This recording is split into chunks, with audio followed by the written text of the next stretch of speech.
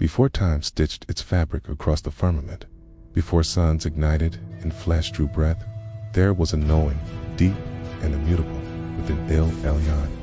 He who rides upon the circles of the heavens, whose gaze pierces thought before it becomes word, beheld the stirrings in the hearts of his own court.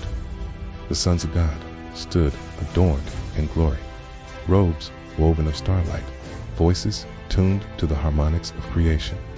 Yet within them a whisper grew, not of praise, but of position. He knew what simmered beneath Satan's veil.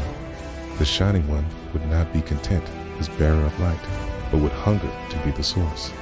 The others, the watchers, the throned ones, rulers of the unseen, would long to mirror the Most High, not in worship, but in rivalry, and still he gave them liberty.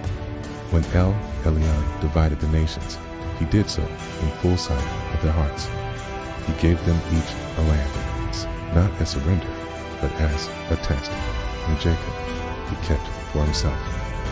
The sons of God descended, taking thrones over lands and tongues, offering counterfeit light. They taught war and destruction before peace, magic before prayer, and called it wisdom, but it was only a prism, splintering truth to blind the seekers. And El Elyon remained still, definitely not in ignorance, but in divine calculation. For when deception reached its zenith, when the thrones raised themselves above the stars, he would thunder forth justice.